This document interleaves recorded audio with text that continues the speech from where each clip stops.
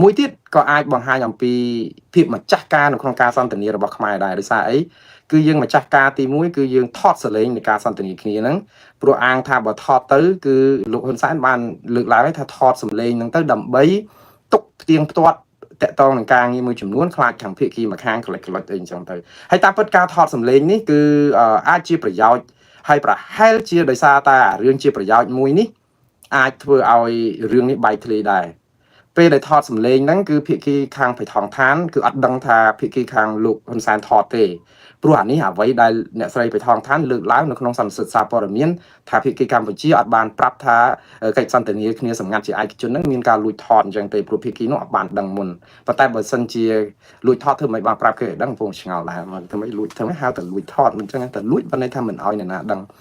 អូខេខ្ញុំចង់និយាយអញ្ចេះថាភាគីកម្ពុជាមែនតើទៅមិនមែនជាលើកទី1ទេបងប្អូនប្រហែលជាចាំដែរហើយថារឿងអាស័យហារឿងលើក្រែក្រោមក្រែស្អីណាទូរស័ព្ទស្អីហ្នឹងរឿងបែកធ្លាអាខ្លះធ្លាក៏បែកអាខ្លះឲ្យបែកធ្លាហ្នឹងចេះតែធ្វើឲ្យបែកធ្លាចេះថាបែកធ្លាទៅគឺចេតនាបែកធ្លាពេញទឹកពេញដីជាមួយនឹងរឿងភាគីកម្ពុជាយើងហ្នឹងឡើងសោះហើយហ្នឹងរឿងលោកកឹមសុខាលោករៀលខេមរិនលោកលឺឡៃស្រេងរឿងណាផ្សេងទៀតហ្នឹងមកកណក៏ដឹកខ្វះអីឃើញតែផ្សព្វផ្សាយតែបែកធ្លាវាទៅជារឿងស្វំអីហ្នឹងប៉ុន្តែអាហ្នឹងគឺជារឿងបែកធ្លានៅក្នុងកម្រិតជាតិណាប៉ុន្តែម្ដងនេះគឺយើងបែកធ្លាយនៅក្នុងកម្រិតអន្តរជាតិដែលជារឿងមួយយើងលឺនៅអាមេរិកនេះយូរយើងមានម្ដងរវាងអ្នកដឹកនាំរដ្ឋនិងដឹកនៅប្រធានាធិបតីនិយាយតទៅនឹងតំណាងរាស្ត្រនៅក្នុងស្រុកប៉ុន្តែរឿងកម្រិតអន្តរជាតិហ្នឹងយើងកម្រឮសារបែកធ្លាយបែបនេះព្រោះអាសារបែកធ្លាយបែបនេះគឺវានឹងមានរឿងពីរបងប្អូនទី1គឺវានឹងធ្វើឲ្យជាតិសាសន៍អត់ត្រូវគ្នាទី2គឺធ្វើឲ្យប្រជាពលរដ្ឋដឹកសងខាងនឹងចោទមេដឹកនាំថាជាជនក្បត់ជាតិអាជនក្បត់ជាតិហ្នឹងគឺគេចោទអញ្ចឹងគឺក្នុងន័យអញ្ចេះក្នុងភាគីកម្ពុជាខ្ញុំជឿថាដោយសារតែលោកហ៊ុនសែនលើកឡើងអំពីបូរណភាពដែនដីភាពអស្ចារ្យរបស់កម្ពុជាអញ្ចឹងប្រជាពលរដ្ឋខ្មែរ 100% គឺច្បាស់ជាគ្រប់គ្រងការតតាំងជាមួយថៃនៅក្នុងសភាពខែងរ៉ែងរបស់ខ្លួនជាភាពម្ចាស់ការច្បាស់ណាស់គឺនៅខាងជើងខាងលោកហ៊ុនសែនហើយខ្ញុំគ្មានអីឆ្ងល់ទេមិនអញ្ចឹងប៉ុន្តែខាងភាគីថៃគឺគេច្បាស់ជាចោទលោកស្រីបៃថងឋានថាជាជនក្បត់ជាតិនៅក្នុងរឿងអីគឺទៅលួចសន្ទនាកិច្ចការងារសម្ងាត់ជាមួយរដ្ឋបរទេសដោយបំពេញទៅលើអ្វីដែលជាភាពខែងរ៉ែងរបស់រដ្ឋាភិបាលថៃជាពិសេសនៅពេលដែលទាហានថៃកំពុងតែខែងរ៉ែងនៅព្រំដែនអញ្ចឹងណាដែលពួកគេអាចថាចោទថាធ្វើឲ្យប៉ះពាល់ដល់ស្ថិរភាពសន្តិសុខជាតិឬក៏បញ្ហាសំខាន់បំផុតថៃចោទអ្នកស្រីបៃថងឋានដែលថាលួចសន្ទនាគ្នាជាសម្ងាត់ជាមួយលោកហ៊ុនសែននេះហ្នឹងហើយតំណាងឲ្យជាតិថៃទាំងមូលហ្នឹងគឺថាធ្វើឲ្យអាប់អោនកិត្តិយសបាត់បង់សេចក្តីថ្លៃថ្នូរនិងភាពអង្អាចក្លាហានរបស់ជនជាតិថៃហើយអាពាក្យថាបើសិនជាគេចោទអ្នកស្រីបៃថងឋានជាជនក្បត់ជាតិនៅក្នុងន័យនេះមែនណាគឺគាត់អាចប្រឈមជាប់គុករហូតដល់30-40ឆ្នាំឯទៀតផងនៅប្រទេសថៃបើតាមច្បាប់ណាប៉ុន្តែខ្ញុំជឿថារឿងនេះគឺខ្ញុំនឹងបកស្រាយបញ្យលឥឡូវខ្ញុំបញ្យលពីរឿងខាងខ្មែរតើខាងថៃវិញយើងរៀនសូត្រអីគេខ្លះបានពីរឿង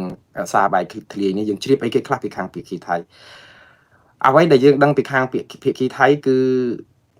បៃថងឋានដែលជាក្រុមគ្រួសារតកូលថាក់ស៊ីននៅតែបន្តប្រើច្រកអញជួយឯងជួយអញជាលក្ខណៈគ្រួសារដដែលដើម្បីដោះស្រាយបញ្ហាជាតិយើងសួរថាខុសទេ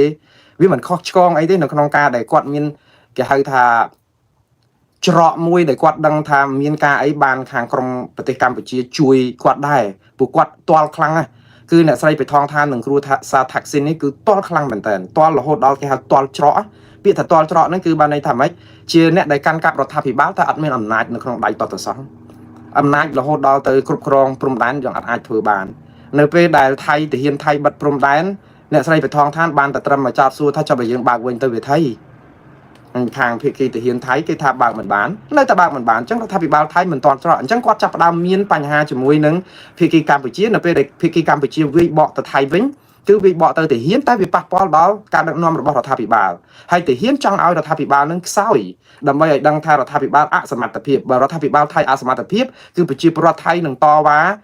ស្រួលតែម្ដងទាហានឡើងមកធ្វើរដ្ឋប្រហារផ្ដួលរំលំរដ្ឋាភិបាលដើម្បីរៀបចំការបោះឆ្នោតឬក៏យកមេតបទាហានណាមួយយកមកកាន់ដូចកាលសម័យលោកប្រយុទ្ធច័ន្ទអូចាទៀតទៅរឿងហ្នឹងគឺអ្វីដែលប៉ះពាល់ហ្នឹងគឺអ្នកស្រីបៃថងឋានគឺយកច្រកអញជួយឯងជាលក្ខណៈគ្រួសារដើម្បីជួយដោះស្ទាល់នៅក្នុងគ្រាដែលទាល់គឺទាល់ខ្លាំងមែនតើហើយបើមិនមានតំណែងតំណងរបៀបអញជួយឯងជាលក្ខណៈគ្រួសារពីយូរហើយមកខ្ញុំជឿថាអ្នកស្រីបៃថងឋានក៏អត់បថុយនិយាយជាមួយលោកហ៊ុនសែនបានដែរព្រោះអីបើគេដឹងថាការនិយាយនេះ មានមែនគឺខាងពាក្យគីថៃក៏មិនអនុគ្រោះឲ្យគាត់ហើយនឹងទម្លាក់គាត់ពីនាយករដ្ឋមន្ត្រីនឹងនេះហើយនិយាយទៅសារបាយធ្លីងនេះគឺវាហាក់បីដូចជាជួយជំហរនៅក្នុងការតតាំងទីមទាទម្លាក់អ្នកស្រីបឋមឋានឲ្យបានកាន់តែឆាប់តែប៉ុណ្្នឹងទេខ្ញុំកាលមុននិយាយថាគាត់អាចនឹងមិនផុតពី24ម៉ោងទេប៉ុន្តែឥឡូវវាខុសពីការទូទីរបស់ខ្ញុំដែរដោយសារតែឃើញស្ថានភាពរបស់ថៃរៀងវិវត្តប្លែកបន្តិចដែរប៉ុន្តែបងប្អូនភាសាអង់គ្លេសគេហៅថា the beginning of an end បានន័យថាការចាប់ផ្ដើមនៃទីបញ្ចប់ទេព្រោះវាចាប់ផ្ដើមនឹងរលំបានន័យថាឥឡូវនេះនៅចាប់ផ្ដើមទប់បានក្នុងរយៈពេលខ្លីណាស់មួយខ្ញុំបញ្យល់ថាតើទប់បានយូរប៉ុណ្ណាហើយវានឹងដួលរលំនៅក្នុងពេលណាហើយហេតុអីបានជាភ័យថងឋាននៅពេលនេះនៅឈររឹងនៅក្រោយពេលមានកាសាបាយធ្លីដែលគួរតែគិតថាគាត់ច្បាស់ជាផុតមិនរួចពីការចុះចេញពីតំណែងបែរទៅជានៅខេងរ៉ាញអាចនៅរក្សាតំណែងនេះបានហើយបង្ហាញអំពីភាពស្និទ្ធស្នាលជាមួយយោធាបានទៀតតើវាហេតុអីឬក៏មានរឿងអីកើតឡើងនៅប្រទេសថៃហើយជាមន្ទិលអីគេខ្លះឬមួយក៏មានការជួយអីពីខាងរដ្ឋាភិបាលកម្ពុជាដូចច្រើនទូបដោយទឹកឬក៏យ៉ាងម៉េចអានោះមានមន្ទិលច្រើនណាស់បងប្អូនចិត្តទៅសួរថាតើលោកហ៊ុនសែនធ្វើនេះដើម្បីសម្លាប់ភាគីថៃឬក៏ដើម្បីជួយសង្គ្រោះជីវិតភាគីថៃទៅតាមការយល់ឃើញរបស់ខ្ញុំដែរឥឡូវខ្ញុំបញ្ចុះបន្តទៀតតកតងនឹងអញជួយអញគឺភ័យថងឋានគឺទុកចិត្តលោកហ៊ុនសែនខ្លាំងមែនតើទុកចិត្តតកូលហ៊ុននឹងខ្លាំងមែនតើហើយព្រោះអីការចរចាក្រោមតុកជាលក្ខណៈសម្ងាត់ឃើញគាត់ហ៊ាននិយាយប្រើភាសារហូតតទៅហ៊ានវាយប្រហារតបទៀតរហូតតតែក្នុងសារបាយធ្លីនេះយើងដឹងហើយគាត់ហ៊ានវាយប្រហារមេតបភូមិភាគ2លោកប៊ុនបាត់ខ្លាំងនឹងថាជាមនុស្សនិយាយអត់បានការកុំឲ្យជឿកុំឲ្យខឹងប្រកែប្រកាន់អីចឹងនិយាយទៅគឺបន្ទាបបន្ថោកតម្លៃយោធាដែលកំពុងតែររឿងចង់ទម្លាក់រដ្ឋាភិបាលគាត់ហើយមកនិយាយស្អំចិត្តឲ្យលោកហ៊ុនសែនកុំខឹងយោធាដើម្បីមើងងាយមើលស្រាលយោធាហ្នឹងប៉ុន្តែបើតាមការនិយាយបកប្រែជាភាសាអង់គ្លេសមិនសូវជាធ្ងន់ហ្មងនៅក្នុងការនិយាយរឿងយោធាប៉ុន្តែបើស្ដាប់មើលលោកឃ្លាំងហួតដែលបកប្រែឲ្យលោកនាយរដ្ឋមន្ត្រីហ៊ុនសែនស្ដាប់វិញគឺសុទ្ធតែអាហ្នឹងសិតថានាយករដ្ឋមន្ត្រីថៃហៅមេយោធានឹងសិតតាប៉ុន្តែខ្ញុំជឿថាបើខ្ញុំស្ដាប់ជាភាសាអង់គ្លេសមិនឮពីអាមឹងអញ្ចឹងដែរទេឬក៏យ៉ាងម៉េចព្រោះខ្ញុំអត់ចេះថៃតែខ្ញុំស្ដាប់ភាសាអង់គ្លេសប៉ុន្តែខាងភាសាខ្មែរហ្នឹងគឺហាក់បីដូចជាលោក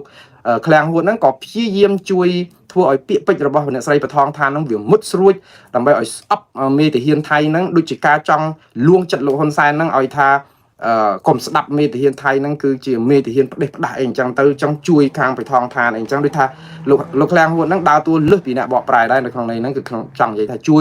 ួយធ្វើម៉េចឲ្យឃើញពីភាពមិនបានការរបស់មេតបថៃដែលសម្លេងរបស់បៃថងឋាននិយាយមកហ្នឹងគឺចង់បន្ថែមនៅក្នុងន័យសម្រួលអញ្ចឹងទៀតណាប៉ុន្តែក៏យើងឃើញភាពម៉ាត់របស់លោកហ៊ុនសែនប្រាប់ថារឿងដែលអ្នកចាប់ផ្ដើមបញ្ហាគឺថៃជាការពិតថៃគឺជាអ្នកចាប់ផ្ដើមបញ្ហាប៉ុន្តែជារឿងទាហានមិនមែនជារឿងរដ្ឋាភិបាលទេអញ្ចឹងហើយបានរដ្ឋាភិបាលគាត់មកបង្វឲ្យលោកហ៊ុនសែនជួយហ្នឹងគឺកុំឲ្យគេផ្ដួលរំលំរដ្ឋាភិបាលកុំឲ្យប្រជាពលរដ្ឋហ្នឹងគឺនាំគ្នាតវ៉ាទម្លាក់អ្នកស្រីបៃថងឋានរំលាយរដ្ឋាភិបាលតកូលថាក់ស៊ីនហ្នឹងឯងព្រោះអីបៃថងឋាននិយាយថាឲ្យពូជួយក្មួយផង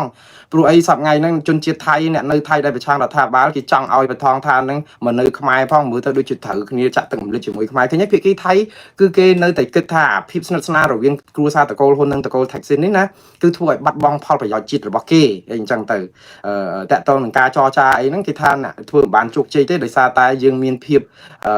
ជជែកគ្នាក្រៅផ្លូវការក្រោមតុកអីអញ្ចឹងទៅហើយអាការហ្នឹងគឺគេចោទឥឡូវហ្នឹងគឺវាលាតត្រដាងការពិតឲ្យឃើញនៅលើគោកបែបនេះអញ្ចឹងខាងពាក្យថៃហ្នឹងគឺយើងដឹងហើយគាត់ស្នើសុំដែលយើងរៀនសូត្រហ្នឹងគឺមួយទៀតក៏យើងឃើញអំពីភាពមិនចុះសម្រុងគ្នារវាងរដ្ឋាភិបាលថៃនិងយោធាថៃដែរព្រោះយើងដឹងហើយថាវាមិនត្រូវគ្នាមិនចាំបាច់អ្នកស្រីបៃថងឋានមកនិយាយទេព្រោះយើងឃើញជាការពិតគាត់ថាអ្វីដែលគាត់និយាយជាមួយនឹងលោកហ៊ុនសែនហ្នឹងក៏វាជាការពិតដែរគឺរដ្ឋាភិបាលថៃហើយនិងទាហានថៃអត់ត្រូវគ្នាទេនិយាយទៅប្រឆាំងរដ្ឋាភិបាលថៃរហូតអញ្ចឹងហើយបានជាគាត់អង្វរសុំឲ្យមានការយោគយល់ពីរដ្ឋាភិបាលកម្ពុជាចំពោះរដ្ឋាភិបាលថៃព្រោះរដ្ឋាភិបាលថៃអត់ចង់ធ្វើបែបហ្នឹងទេរឿងបាត់ព្រំដែនមិនមែនជាជំហានចំហរបស់រដ្ឋាភិបាលថៃទេប៉ុន្តែជារបស់យោធាតែដែលថារដ្ឋាភិបាលថៃអត់មានសិទ្ធិជ្រើសខ្ញុំនិយាយនេះអត់មានខាន់ជើងរដ្ឋាភិបាលថៃទេបងប្អូនខ្ញុំចង់និយាយពីអង្គហេតុពិតដែលបឋមឋាននិយាយហើយការពិតគឺវាអញ្ចឹងមែនឯងហើយមួយទៀតគឺក៏ជាប៉ុន្តែអ្វីដែលឃើញពីស្ថានភាពនៃសារបាយធ្លាយហើយព្រឹត្តិការណ៍នឹងមកគឺយើងឃើញភាគីថៃបងប្អូនចូលចិត្តឬមិនចូលចិត្តស្ដាប់សារកន្លែងនេះខ្ញុំអត់ដឹងទេណាអ្នកស្រីបឋមឋានបិទតែមានវ័យ38ឆ្នាំមែនណាកើតឆ្នាំ1986ប៉ុន្តែមានភាពជាចាស់ទុំចរិតជាចាស់ទុំកន្លែងហ្នឹងមួយគឺជាការពិតគាត់មានទីប្រឹក្សាមានអីជួយផ្ដល់យោបល់ភាពជាចាស់ទុំហ្នឹងខ្ញុំឲ្យថាគាត់ជាមានភាពជាចាស់ទុំដែលគួរឲ្យមើលទៅឃើញថាមួយយ៉ាងរបស់គាត់ដែរហើយបងប្អូនខ្លះថាអត់ព្រមទៅសើមេដឹកនាំឯងទៅសើមេដឹកនាំគេមិនមែនទេតថភាពគឺវាអញ្ចឹងគឺគាត់ហ៊ានចេញមកសុំទោសជាសាធារណៈ យើងឃើញគាត់មកសុំទោសឲ្យបងប្អូនគាត់សុំទោសសាធារណជនថៃទូទៅថាគាត់ពិតជាសោកស្ដាយដែលមានរឿងនឹងកើតឡើងណាគាត់សុំទោសហើយគាត់សុំទោសក្នុងនាមជាជនរងគ្រោះណាបងប្អូនឥឡូវទីហោថាយើងត្រូវគេរំលោភខ្ញុំអត់និយាយពីរឿងរំលោភព្រំដែនខ្មែរទេថៃមកដល់ម៉ោងនេះគឺជាប្រវត្តិសាស្ត្រគឺជាអ្នករំលោភដែនអធិបតេយ្យរបស់ខ្មែរទោះជាក្នុងដោយសារយោធាអីក៏ដោយប៉ុន្តែយោធាក៏តំណាងឲ្យជាតិថៃដែរដូច្នេះក្នុងន័យនេះគឺបានន័យថាថៃរំលោភដែនអធិបតេយ្យរបស់កម្ពុជាដោយឥតប្រកែកបានប្រព្រឹត្តអំពើផ្ដេសផ្ដាសដោយឥតប្រកែកបានអត់មាននរណាកែប្រែរឿងនេះបានទេថៃគឺរំលោភបំពានប៉ុន្តែនៅក្នុងន័យមួយគឺបៃថងឋានគឺជាជនរងគ្រោះនៃការលួចថតសម្លេងបងប្អូនគាត់ជាជនរងគ្រោះអានោះដូចថាឥឡូវនេះជនរងគ្រោះនៃអំពើរំលោភដែលត្រូវគេរំលោភតែមកសុំទោសបងប្អូនក្រុមគ្រួសារទៅវិញដែលខ្លួនត្រូវគេរំលោភជាងការរកយុត្តិធម៌ឲ្យគេកាត់ក្តីអ្នកប្រព្រឹត្តគាត់ត្រូវទៅសុំទោសក្រុមគ្រួសារគាត់ថាសុំទោសម៉ែពុកបងប្អូនទាំងអស់ដែលខ្ញុំជ្រុលជ្រោះឲ្យគេរំលោភតែតាមពិតការរំលោភហ្នឹងក៏អត់បានដឹងខ្លួនគេលួងយកទៅរំលោភអីចឹងទៅហើយគាត់ចេញមកសារភាពជាសុំទោសជាសាធារណៈបែបហ្នឹងអាហ្នឹងឯងដែលចង់និយាយថាវាប្លែកមួយយ៉ាងត្រង់ថាគាត់ក្មេងចេះប៉ុន្តែមានភាពចាស់ទុំផ្នែកខាងហ៊ានទទួលស្គាល់កំហុសកន្លែងហ្នឹងមួយហើយគាត់ថារឿងដែលមួយទៀតដែលឃើញគឺគាត់ក៏ប្រាប់សាធារណជនថៃថាគាត់ចាប់ពីពេលនេះទៅលែងហ៊ាននិយាយគ្នាជាឯកជនជាមួយនឹងលោកហ៊ុនសែននិងភាគីកម្ពុជាទៀតហើយព្រោះលែងទុកចិត្តគាត់មិននឹកស្មានគាត់ថាគាត់និយាយទៅគាត់យកឱកាសហ្នឹងប្រលះខាងភាគីកម្ពុជាណាបងប្អូនខ្ញុំនិយាយអំពីរឿងគាត់ប្រលះភាគីកម្ពុជាវិញហើយយើងអត់ទាន់មានបកស្រាយអីបានច្រើនតបទៅវិញទេខ្ញុំឃើញថាភាគីកម្ពុជារក្សាការស្ងៀមស្ងាត់ដែរក្រោយពីដែលមានអ្នកស្រីបឋមថាមប្រលះហ្នឹងគាត់ប្រលះចេះថាភាគីកម្ពុជានឹងខ្វះសិលធម៌គ្មានវិជ្ជាជីវៈលួចថតចម្លងថតសម្លេងដោយមិនប្រាប់គ្នាឲ្យដឹងមុនថារឿងបែបនេះគឺមិនគួរសមនឹងខុសពិធីសារការទូតអីអញ្ចឹងទៅហើយគាត់ក៏បានប្រាប់ប្រជាពលរដ្ឋថៃថាគាត់មិននឹកស្មានថារឿងនេះកើតឡើងទេហើយក៏សុំទោសប្រជាពលរដ្ឋថៃដែលមានរឿងកើតឡើងប្រហែលជាសុំទោសនៅក្នុងករណីដែលអាសារឯកសារសម្ងាត់នឹងសោះដែលគាត់ធ្លួយនិយាយពីប៉ះពាល់ដល់ទី1គឺប៉ះពាល់ដល់យោធាទី2គឺអាចថាក្នុងនាមជាប្រជាជាតិថៃហើយទៅអង្វរសុំប្រជាជាតិឬក៏ប្រទេសមួយទៀតតើតើនឹងរឿងព្រំដែនអញ្ចឹងប៉ុន្តែគាត់ក៏បានប្រាប់ប្រជាជាតិថៃរបស់គាត់ទៀតថារឿងនេះគាត់ធ្វើដើម្បីឲ្យមានភាពស្រស់ស្រួលគ្នាគាត់និយាយចេះឲ្យមានភាពប្រក្រតីឡើងវិញដែរហើយបន្ទូបថយស្ថានភាពក្តៅនៅព្រំដែនអីអញ្ចឹងទៅគាត់និយាយក្នុងនេះអញ្ចឹងហើយមួយទៀតគឺគាត់ប្រើពាក្យថាពេលដែលគាត់និយាយវាយប្រហារថ្នាក់ដឹកនាំយោធាហ្នឹងគឺជាល្បិចតាក់ទិកនៅក្នុងការនិយាយដើម្បីលួងចិត្តរបស់លោកហ៊ុនសែនទេព្រោះធម្មតាការងារសម្ងាត់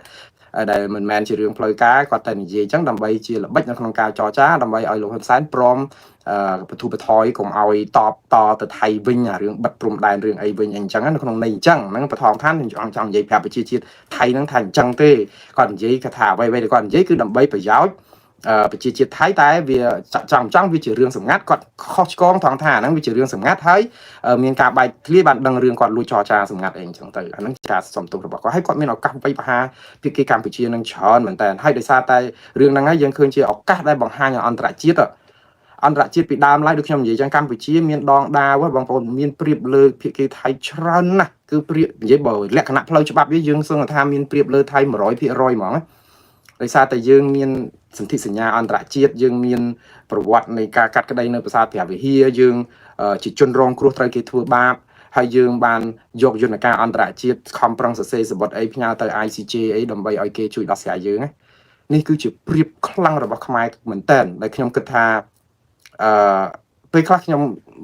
ពេលដែលមានរឿងបែកធ្លាយសម្លេងនេះហ្នឹងខ្ញុំខ្លួនឯងជាខ្មែរខ្ញុំសោកស្ដាយអំពីភាពខ្លាំងរបស់យើងភាពមានព្រៀបរបស់យើងទៅគេហៅថាសាបមួយដៃប្រៃមួយចាប់បងប្អូនអ្វីដែលថាល្អច្រើនមែនតើដល់ពេលមានរឿងហ្នឹងវាធ្វើឲ្យល្អកកហើយយើងមើលសហគមន៍អន្តរជាតិដែលពីដើមឡើយមកយើងខ្ញុំតាមដានមកគឺមិនពេញចិត្តនឹងទង្វើរបស់ថៃទេ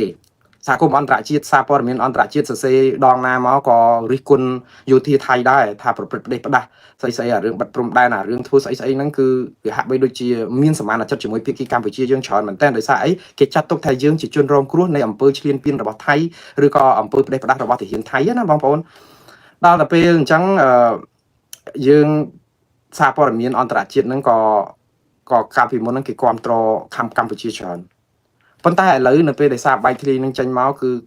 ប្រែប្រួល90ដឺក្រេបងប្អូន90ដឺក្រេហ្នឹងបានន័យថាបាត់បច្រាស់មកក្រោយវិញណាពីមុនធ្លាប់គ្រប់ត្រឥឡូវហ្នឹងស្រាប់ដើមងាករេមកវិញណាដោយសារអីខ្ញុំចង់និយាយថាសាម្ដាយ5បញ្ចប់ហ្នឹងគឺដោយសារអីទី1សារព័ត៌មានអន្តរជាតិហាក់បីដូចជារំលេចអំពីភាព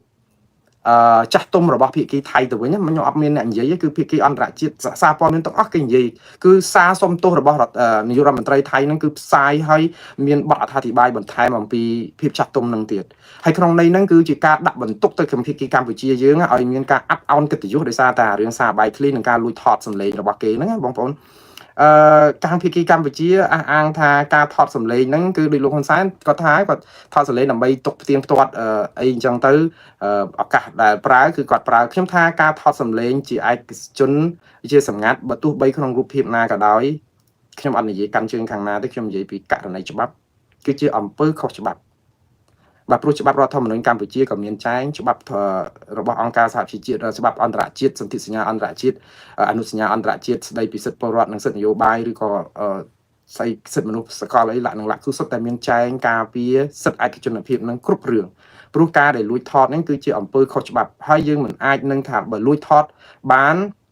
ក្នុងករណីដែលភាគីដឹងមុនក៏មិនអាចយកទៅផ្សាយបានទៀតលើកឡើងតែមានការព្រមព្រៀងពីភាគីទាំងសងខាងទៀតដូច្នេះរឿងដែលថាលួចថតហ្នឹងគឺវាតឹងមែនតើហើយខ្ញុំជឿថាបើយើងគ្រាន់តែធ្វើនៅក្នុងស្រុកខ្មែរយើងហ្នឹងគឺយើងដឹងតែខុសច្បាប់ហ្នឹងគឺរឿងខុសឆ្គងកាត់ឡើងយូរដែរហើយប៉ុន្តែដល់តែពេលជាឆាកអន្តរជាតិអ្វីដែលដូចខ្ញុំនិយាយចឹងខ្ញុំជឿថាសារដែលលោកហ៊ុនសែននិយាយជាមួយបេថងឋាននៅក្នុងសារដែលលួចថតសម្លេងហើយធ្វើឲ្យបែកធ្លាយនេះសារគ្មានអីខុសឆ្គងទេគឺឃើញភាពខាញ់រ៉ាញ់របស់កម្ពុជាហើយថ្នាក់ដឹកនាំកម្ពុជានេះគឺបង្ហាញអំពីភាពអស្ចារ្យរបស់ខ្លួនមែននៅក្នុងការដែលប្រាប់ថាថៃមកអង្វរខ្លួនគឺអត់មានអីប្រកែកបានទេប៉ុន្តែ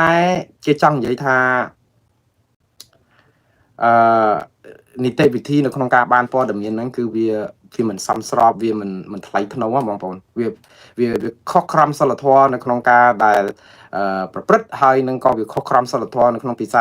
ងពិធីសារការទូតហើយឥឡូវហ្នឹងចាប់ផ្ដើមមិនទុកចិត្តគ្នារវាងប្រទេសទាំងពីរបងប្អូនរឿងប្រទេសកម្ពុជានិងថៃរឿងមិនទុកចិត្តគ្នាខ្ញុំដូចអត់មានបញ្ហាអីទេព្រោះអីកម្ពុជាអត់ត្រូវការល្អកលឿនអីជាមួយនឹងថៃអីទៀតទេយើងចរចាជាមួយថៃយ៉ាងម៉េចបើទាហានថៃធ្វើប្រទេសផ្ដាស់យ៉ាងនេះវាអត់មានការចរចាគ្នាអីទៀតផងទេហើយខ្ញុំបានជម្រាបតាំងពីដើមទីម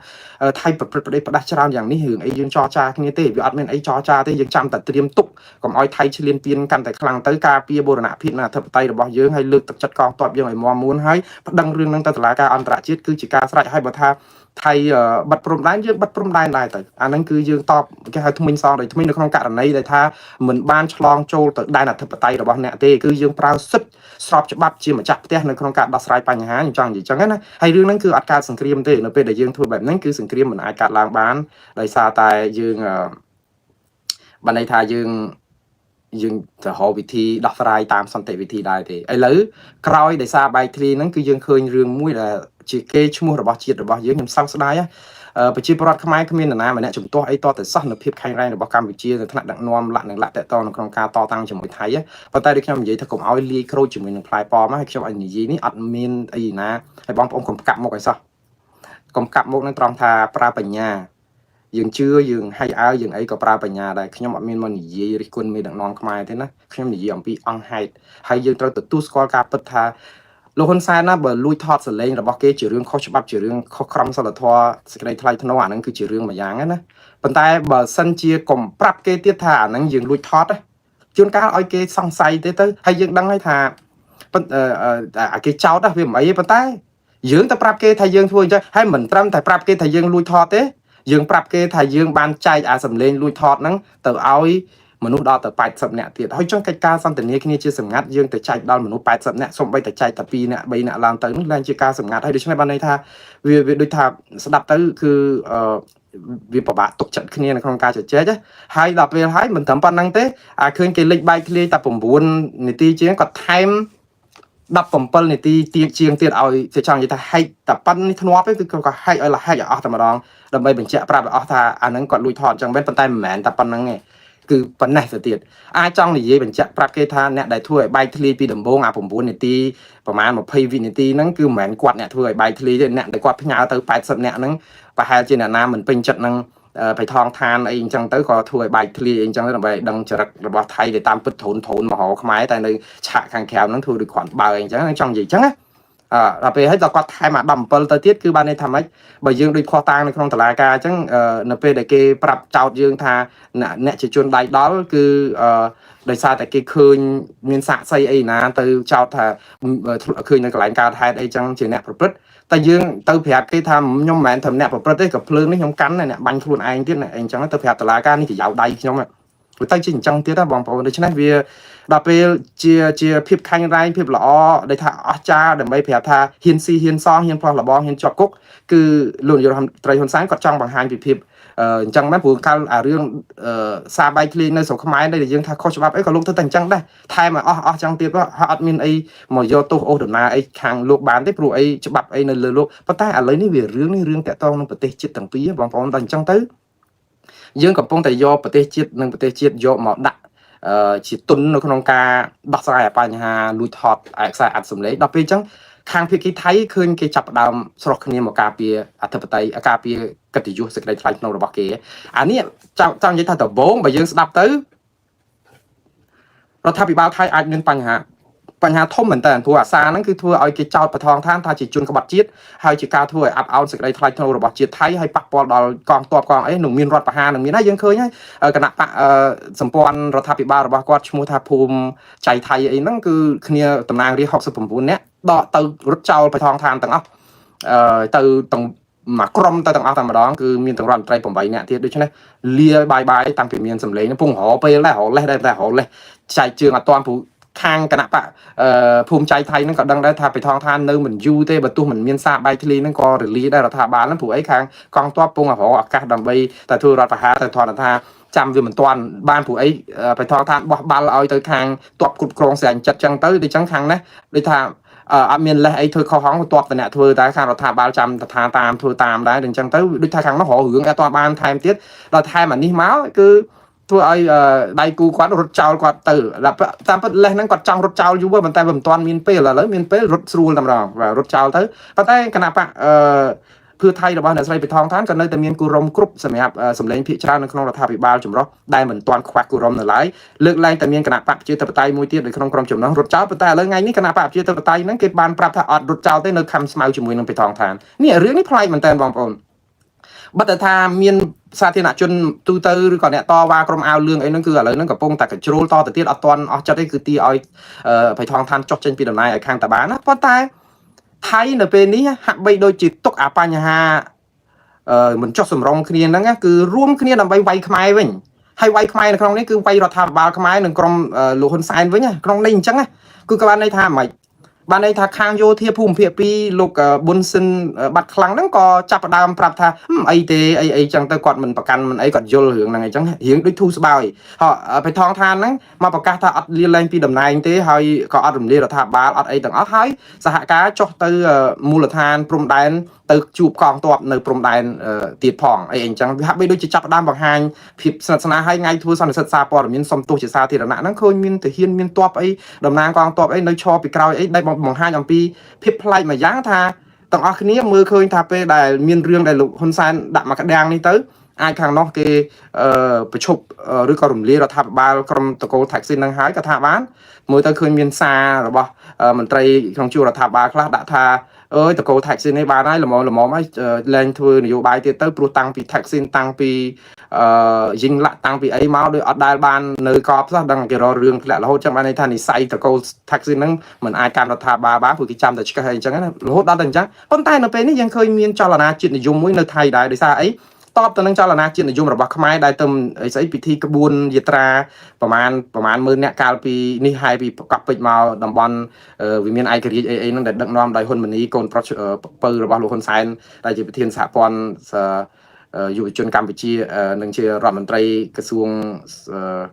មុខងារសាធារណៈអីផងនោះចាំបានន័យថាគេក៏តបថៃគឺគេចាប់ផ្ដើមតបវិញដើម្បីបង្ហាញថាខ្មែរកំពុងតែពង្រឹងសាមគ្គីជាតិថៃហេតុអីបានបាក់បែកអញ្ចឹងទៅគេទុកអាបញ្ហាដែលយល់ផ្ទុយគ្នាស្រាប់តែនាំគ្នាមកក្រោកឈរសហការជាមួយបេថងឋានហ្នឹងដូចជាចង់តបមករដ្ឋាភិបាលខ្មែរវិញនៅក្នុងន័យថារួមកាលមុនដល់ចង់និយាយថា2អ្នកគាត់គឺហែកចែកជា2តែឥឡូវគាត់ចាប់ផ្ដើមរៀងរួមគ្នាវិញខ្ញុំឃើញពីចលនានយោបាយថៃនេះគឺមានភាពប្លែកម្យ៉ាងត្រង់ថា អ្នកជាតិនិយមថៃហាក់បីដូចជាចង់នាំគ្នាថែរក្សាកិត្តិយសរបស់ជាតិថៃមួយរយៈសិនដើម្បីតបជាមួយនឹងភាគីកម្ពុជាអារឿងលិចខ្សែអាត់ហ្នឹងដើម្បីកុំឲ្យខូចមុខមាត់ជាតិថៃថាអន់ថាអាប់អោនព្រោះមកអង្វរកម្ពុជាសុំឲ្យកុំធ្វើនេះធ្វើនោះអីអីអញ្ចឹងតល់ច្រកអីអញ្ចឹងណាគេចង់ប្រាប់ឲ្យពីមានខៃរ៉ៃអញ្ចឹងទៅហើយអាហ្នឹងហើយដែលធ្វើឲ្យថៃថងឋានខ្លួនឯងហ្នឹងមានភាពខៃរ៉ៃប្រកាសថាពីតំណែងអីទេអញ្ចឹងបានន័យថាគាត់តាមពិតទៅអាពីយប់មួយថ្ងៃម្សិលមិញហ្នឹងមុននឹងមាននិយាយទៅមកយប់ក្រោយមានរឿងកើតឡើងនឹងលិចអាខ្សែអាត់បែកឃ្លីសំលេងសន្ទនាគ្នាហ្នឹងគឺបៃថងថាហ្នឹងចាប់ផ្ដើមបង្ហោះសារនៅលើ Instagram របស់គាត់បង្ហាញអំពីមនោសញ្ចេតនាសង្កត់សង្កាត់អីរហូតដល់ប្រើពាក្យពេចថាពេលដែលយើងមានជំងឺបាក់ទឹកចិត្តគឺយើងមិនអាចនឹងធ្វើពុតសំដែងបានទេគឺវាត្រូវតែចេញដោយធម្មជាតិដែរប៉ុន្តែនៅពេលដែលយើងអត់មានខ្លួនឯងមានបញ្ហាហើយតែយើងចង់ធ្វើពើថាអត់មានបញ្ហាជួនកាលយើងអាចធ្វើញញឹមញញែមអីបានប៉ុន្តែអារឿងបាក់ទឹកចិត្តគឺអត់អាចកែពុតបានហើយចឹងគាត់ថាសូមឲ្យមនុស្សទាំងអស់គ្នាមានចិត្តមេត្តាករុណាសន្តោសប្រណីគ្នាក្នុងពេលហ្នឹងហើយទៅក៏លុបអាសានឹងចោលទៅហើយរឿងហ្នឹងក៏ចេញមកស្រាប់តែប្រកាសមិនចោះចេញពីតំណែងវិញចឹងបានន័យថាវាមានហេតុភេទមួយយ៉ាងដែលអាចថាយើងជឿតែក្នុងនយោបាយថៃហ្នឹងគឺវាមានការគ្រប់គ្រងនៅពីក្រោយថាក់ស៊ីននិងតកូលថាក់ស៊ីននេះមករយៈខ្លីមួយណាមួយនោះដើម្បីបង្ហាញអំពីភាពមូលមាត់គ្នានៃប្រជាជាតិថៃតែមួយនៅក្នុងនេះគឺថៃចង់ប្រាប់មកភាគីកម្ពុជាថាគេក៏មានការឯកភាពជាតិដែរកុំឲ្យយើងឌីលគេថាយោធាទៅផ្សឹងរដ្ឋាភិបាលទៅផ្សេងណាក៏ប៉ុន្តែនៅក្នុងនេះនឹងដូចខ្ញុំនិយាយចឹងថានេះគឺជាចំណុចចាប់ផ្ដើមនៃទីបញ្ចប់ទេហើយថងឋានអាចទិញពេលវេលាបាននៅក្នុងរយៈពេលខ្លីណាមួយបន្តទៀតប៉ុន្តែខ្ញុំមិនជឿថាប្រជាពលរដ្ឋថៃអ្នកដែលមិនគ្រប់គ្រងភ័យថងឋាននឹងអនុគ្រោះឲ្យគាត់ទេព្រោះរឿងបែកធ្លាយសារសម្លេងនេះគឺជារឿងមួយដែលអាប់អោនកិត្តិយសជាតិសាសន៍ថៃខ្លាំងសម្បើមណាស់បើទោះបីជាការបកស្រាយសុំទោសអីយ៉ាងណាខ្ញុំជឿថាថៃនៅតែបកស្រាយថា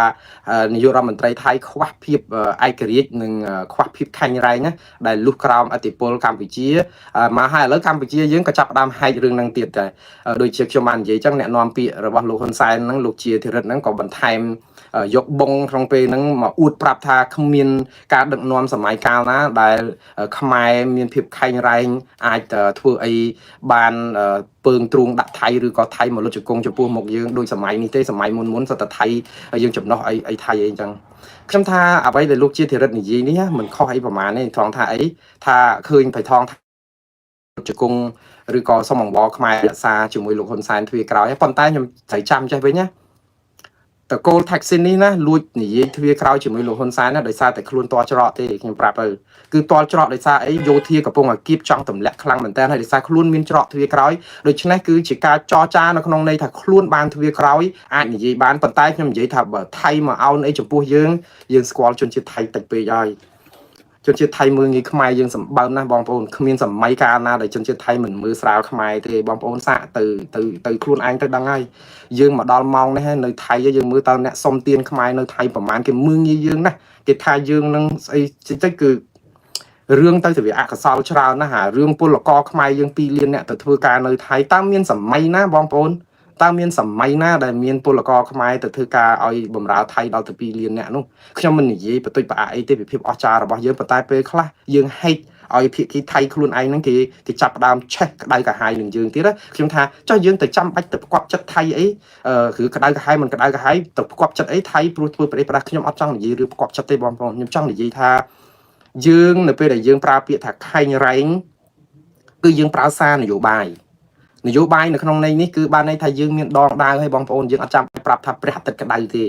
ព្រះអាទិត្យគឺវាចែងចាំងរស្មីក្តៅហើយកម្ពុជាសពថ្ងៃគឺជាព្រះអាទិត្យដែលរះត្រចះត្រចង់បញ្ចាំងរស្មីនៅក្នុងន័យដែលថាដោះស្រាយបញ្ហាព្រំដែនដោយសារតែហ៊ានថៃប្រទេសផ្ដាស់ឯងបើតែហ៊ានថៃមិនប្រទេសផ្ដាស់អីហ្នឹងហើយយើងចាប់ផ្ដើមបោចសក់បោះដោះកង់អីហ្នឹងគឺដូចគ្នាឥឡូវហ្នឹងអាភាពចែងចាំងរស្មីរបស់ពន្លឺខ្មែរយើងពីព្រះអាទិត្យហ្នឹងកំពុងតែអាប់អួរដោយពពកខ្មៅមកបាំងជាបដាហើយដោយសារអីយើងក៏ដោះកង់បោចសក់វិញដែរយើងអត់មានទុកឲ្យថៃធ្វើអីបានស្អាតចឹកទេមិនចឹងយើងប្តឹងចេះប្តឹងទៅហើយប៉ុន្តែនៅក្នុងពេលហ្នឹងគឺយើងធ្វើរឿង ផ្សេងរហូតដល់រឿងលួចថតសម្លេងហើយនឹងលិចចេញជាសាធារណៈទៀតអានេះដុំពពកខ្មៅធំមែនតើតែបាំងផែនpositive របស់កម្ពុជាយើងធ្វើឲ្យមកលុបយូរខ្ញុំមិនដឹងយូរប៉ុណ្ណាទេប៉ុន្តែលើឆាកអន្តរជាតិរឿងនេះគឺគេកំពុងតែមើលមកពីកម្ពុជាយើងថាយើងខ្វះភាពចាស់ទុំទី1យើងបាត់សេចក្តីថ្លៃថ្នូរយើងបាត់ពិធីការទូតអីយើងកម្ពុជាបកស្រាយយ៉ាងម៉េចក៏បានដែរលោកជាធិរិទ្ធអីអញ្ចឹងលោកចង់បកស្រាយថារដ្ឋមន្ត្រីការបរទេសថៃនឹងប្រទេសផ្ដាស់មកចោទកម្ពុជាថាគ្មានវិជាជីវៈគ្មានអីចោះខ្លួនឯងនឹងវិជាជីវៈស្អីគេណាមកបិទព្រំដែនឯកតោភាគីបាញ់កងទ័ពខ្មែរស្លាប់នៅក្នុងដីខ្មែរលើកទ័ពលើកអីមកធ្វើអីផ្ដេសផ្ដាស់អាហ្នឹងតើថៃមានវិជាជីវៈមកពីណាលោកនិយាយត្រូវលោកជាធិរិទ្ធនិយាយត្រូវរឿងហ្នឹងគឺជាសច្ចភាពវាអត់មានអីខុសអីទេក៏ប៉ុន្តែយើងត្រូវដូចខ្ញុំនិយាយចឹងថារឿងដែលកើតឡើងនេះគឺជារឿងយោធាថៃដែលអត់ត្រូវគ្នាជាមួយនឹងរដ្ឋាភិបាលថៃហើយលោកប្រហែលជាចាំហើយមិនចឹងគ្រូសាតកូលហ៊ុននិងគ្រូសាតកូលថៃស៊ីនលោកលឿនគ្នាសឹងអីហ្នឹងគាត់ថាលោកលឿនអញជួយឯងហ្នឹងវាជួយអត់បានត្រង់ថាទុកកំពុងតែមានដោយសារតែយោធាចង់ផ្ដួលរំលំរដ្ឋាភិបាលថៃអញ្ចឹងទោះជាគ្រួសារតកូលហ៊ុនចង់ជួយប៉ុណ្ណាក៏ជួយអត់បានដែរអញ្ចឹងមានតែប្រលេះចោលទៅដើម្បីអីការពារខ្លួនឯងដែរព្រោះរដ្ឋាភិបាលកម្ពុជាក៏ចង់ប្រាប់ប្រជាពលរដ្ឋខ្មែរថាខ្លួនឯងខែងរែងការពារភាពអស្ចារ្យរបស់ខ្លួនហើយភាពអស្ចារ្យរបស់កម្ពុជានេះមិនមែនជាភាពអស្ចារ្យបង្ហាញដោយសារយើងធ្វើមុនទេភាពអស្ចារ្យរបស់កម្ពុជានៅពេលនេះគឺជាភាពអស្ចារ្យរបៀបការពារខ្លួនទេបងប្អូនហើយការពារខ្លួនហ្នឹងគឺយើងមានប្រៀបទៅលើថៃដោយសារអីថៃជាអ្នកបំពេញយើងតាហើយបៃថងឋានមកលុះក្រោមឥទ្ធិពលនៅក្នុងការមកអោនជាមួយយើងមិនមែនអោននៅក្នុងនាមជាជាតិសាសន៍ទេបៃថងឋានអត់មកអោនមកជាមួយលោកហ៊ុនសែននៅក្នុងនាមជាជាតិសាសន៍ថៃទេជារដ្ឋាភិបាលជាជាតិប្រជាជាតិថៃទេថៃស៊ីន